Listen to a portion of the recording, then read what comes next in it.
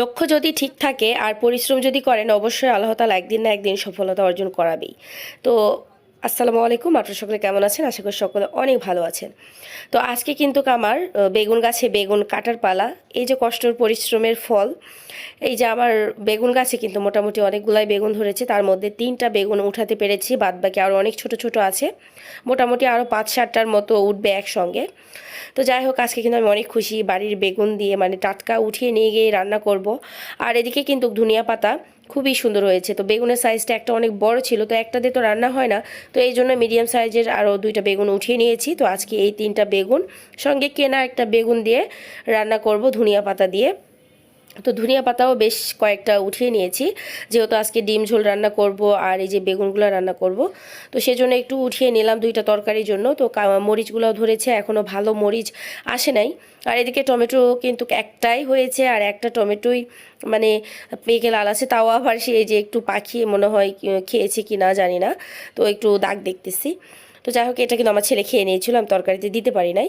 তো কথা বলতে বলতে কিন্তু আমি চলে এসেছি বাসায়। আসার পর 3টা বেগুন আর সঙ্গে আর একটা আমার বাড়িতে কেনা বেগুন ছিল, সে বেগুনগুলো দিয়ে মানে একটা বেগুন আর কেনা আর 3টা হচ্ছে গাছের। তো এগুলো বেগুন দিয়ে আলু দিয়ে আজকে হলো মলা মাছ দিয়ে একটু রান্না করব। তো কেন জানি না আজকে কিন্তু বেগুনগুলো একদম ভর্তা হয়ে গিয়েছে। আসলে কেনা বেগুন আর বাড়ির বেগুনের মধ্যে তফাৎ ছিল, সেটা আমি ভুলেই গিয়েছিলাম। তো একটু পানি দেওয়ার কারণে একটু বেশি গলে গিয়েছিল, কিন্তু মাশাআল্লাহ তরকারি খেতে অনেক টেস্ট ছিল। তো এই যে আমি বরাবরই হাতে মাখিয়ে যেভাবে তরকারি রান্না করি বেগুন আর আলু দিয়ে, তারপরে আপনার কাঁচামরিচ পেঁয়াজ সুন্দরভাবে কেটে ঝাল লবণ হলুদ বাটা মশলা তেল ভালোভাবে দেওয়ার পর এই হাতের সাহায্যে ভালো করে মাখিয়ে নিচ্ছি। তো এখন উল্টে পাল্টে ভালোভাবে মাখিয়ে নিয়ে সেদ্ধর জন্য পানি দিয়ে দিব।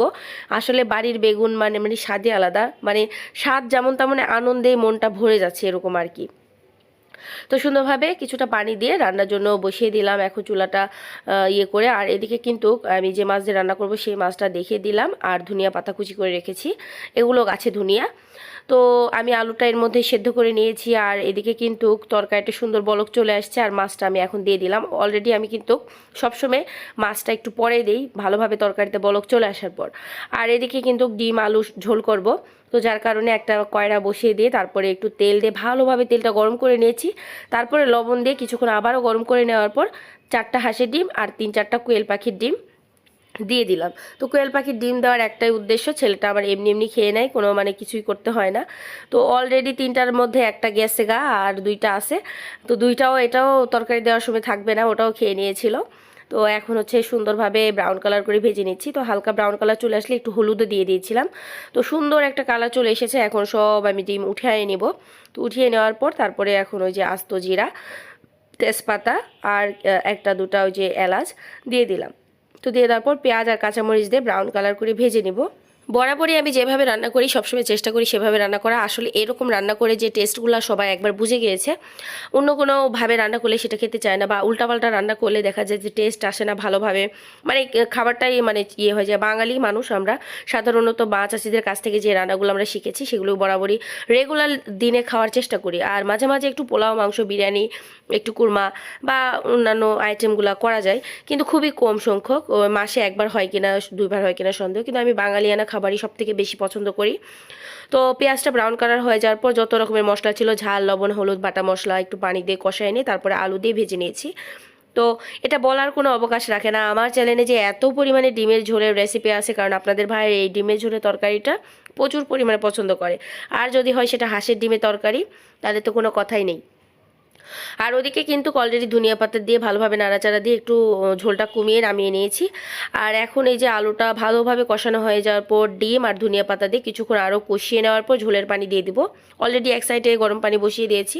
এই গরম পানিটা ভালোভাবে গরম হওয়ার আগে আমার যেহেতু কষানোটা হয়ে গিয়েছিল, যার কারণে আমি ঝোলটা দিয়ে দিয়েছি। আর সুন্দরভাবে আমার রান্নাটা এখন মোটামুটি হওয়ার দিকে চলে এসেছে। জাস্ট আমি গরম পানিগুলো দিয়ে দিলাম, এটা খুব একটা বেশি গরম হয় নাই, কিন্তু গরম ছিল। তো কিছুক্ষণের মধ্যে ঝোলে সুন্দর একটা বলক চলে আসবে, ঢাকনাতে ঢেকে এখন রেখে দিব। আর যত পরিমাণে ঝোল খেতে চাবেন ঠিক তত পরিমাণে পানি দিবেন এবং লবণ আর ঝালটা অ্যাডজাস্ট করে দিবেন, তাহলে দেখবেন যে ঝোলের তরকারিটা অনেক মজা লাগে। আর সবথেকে বড় কথা, রান্নার শেষে মানে রান্না হওয়ার আগে আর কি টালা জিরার গুঁড়া দিয়ে সুন্দরভাবে নামিয়ে নেবে, জাস্ট রান্না কোনো কথা হবে না। ডিমের ঝোলটা অনেক সুন্দর।